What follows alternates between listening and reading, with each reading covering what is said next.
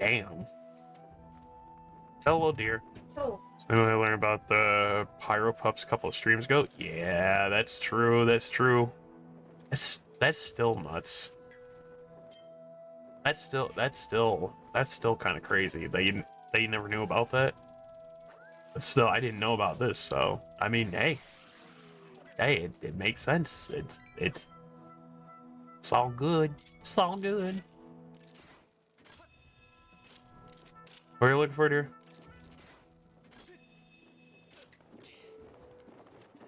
Uh-oh.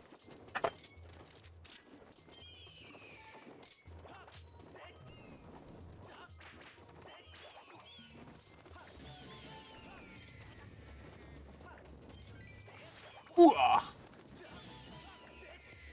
There we go. Then there, yeah, it's here. Love you. I was very confused as to what. Oh, yeah. Serena, well, what the hell? Oh, Ronnie. Love you. We're gonna go this way. Fuck. This way. Here we go.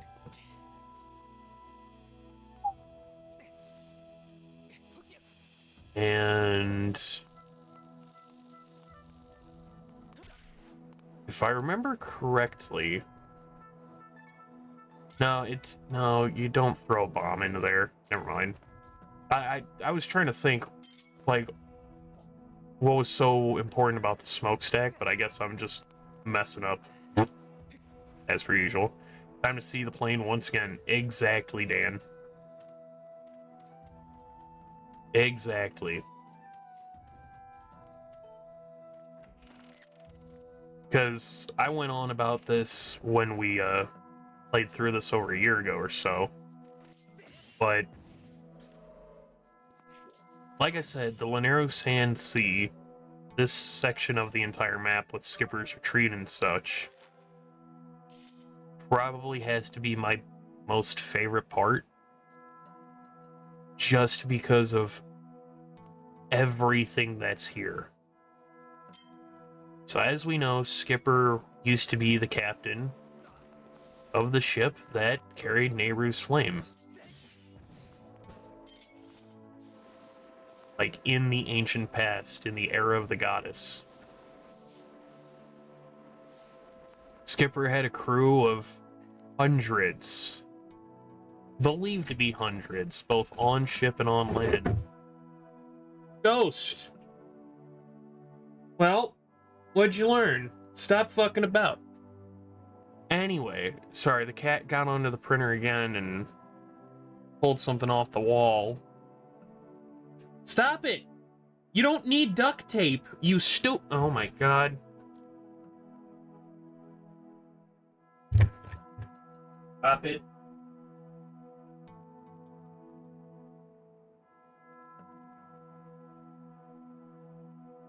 There. So, as I was saying, in the ancient past, in the era of the goddess, after the creation of Earth and the country / kingdom we know as Hyrule, the era of the goddess happened. This was a time in the ancient past where Goddess Hylia walked among the earth with humans. In this ancient past, there was this robot captain Skipper and his entire crew. A mutiny would soon happen way later on that is still technically in a place today, with Skirvo up there. And Dreadnought, who's not on the ship. You also got Scrapper, and the LD series that are the miners in Lanero's desert.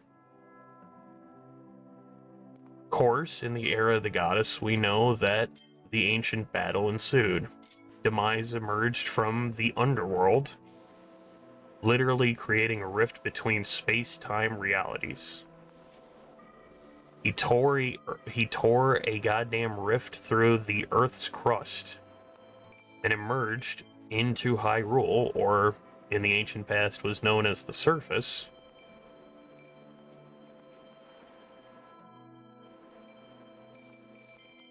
and waged war against the goddess and the humans that would follow her. As this is all happening, of course, there's mining operations in the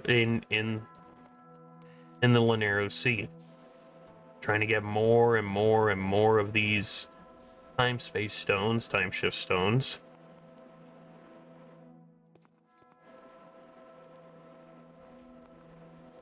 So then you can, make another gate of time and have the two plans highly enacted.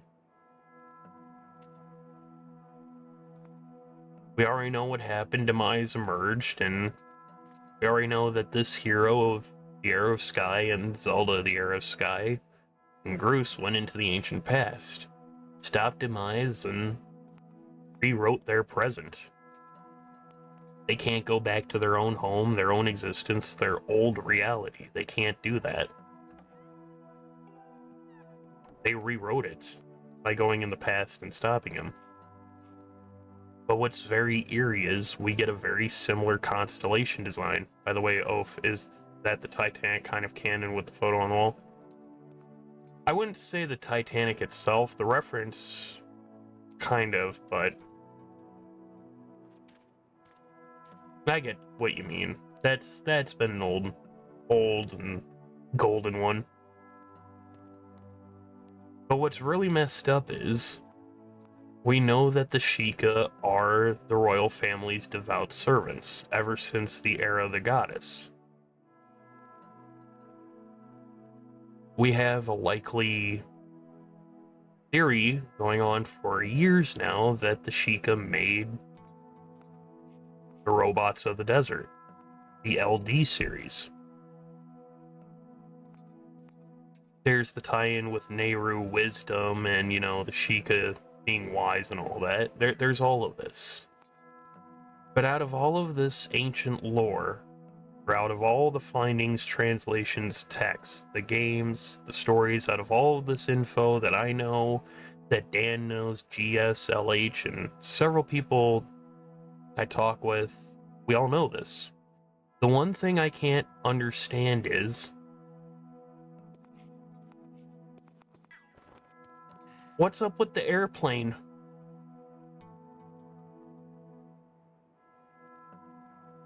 The airplane makes no sense. We've had UFOs. We've had aliens. That's a fish with a propeller on its head, but imagine that as a concept for Scrapper, before Scrapper actually came into existence. The only thing that doesn't make sense is an airplane.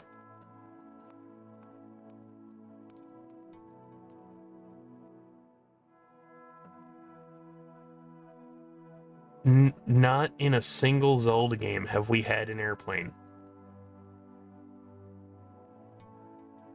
But if Skipper's Retreat existed in the ancient past, during the time of Goddess Hylia, then that would mean that way before Skyward Sword, before anything, there was literally air travel. And that kind of messes me up, because we're sitting here as an advanced Hyrule in the era of, Wild and Tears. After the timeline's been, fixed, and after the curse has been broken, all of this. And I just sit here and I'm thinking, why an airplane? I talked to many people about this, and I don't know. It just kind of confuses me.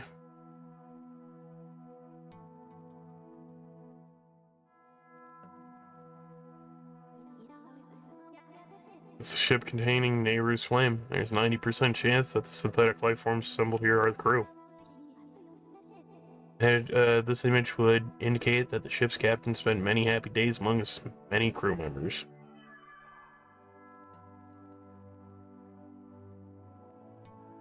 Yep.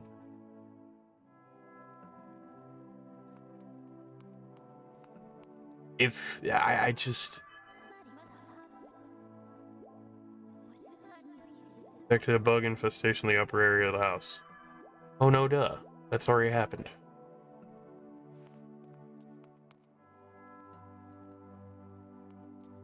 Yeah, when it comes to the Sand Sea, it just messes me up. Especially Skipper's Retreat. Skipper's Retreat is that one area that I could spend hours in. There's not a lot there, but just a couple of items here alone can make me spend hours theorizing and just coming up with ideas. Out of any place in this entire game, the Sand Sea has to be the one place that would have the most mystery.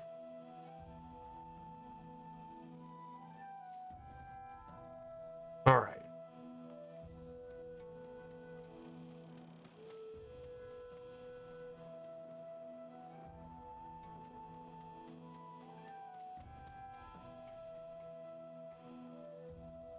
Over there.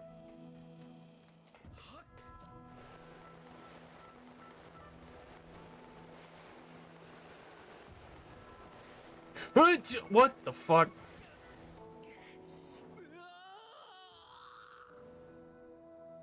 Such a minute and small area, but the mysterious intrigue is 10 times. That's. Yeah. And knowing that after this game,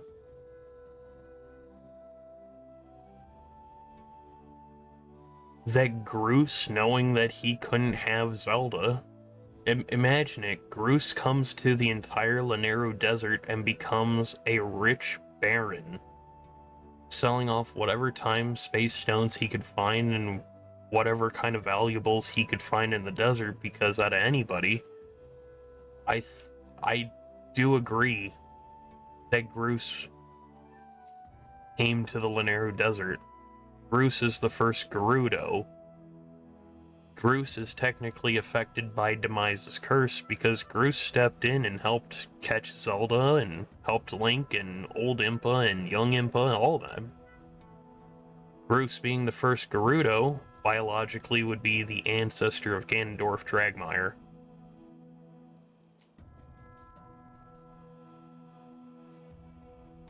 And knowing that a couple thousand years later we get Zelda appearing from the era of Wild and Tears into the mainland a couple thousand years after this, but no, a couple hundred years before Minish Cap, just kind of drives me nuts. Knowing that this area becomes Ganondorf's homeland, and knowing that this entire area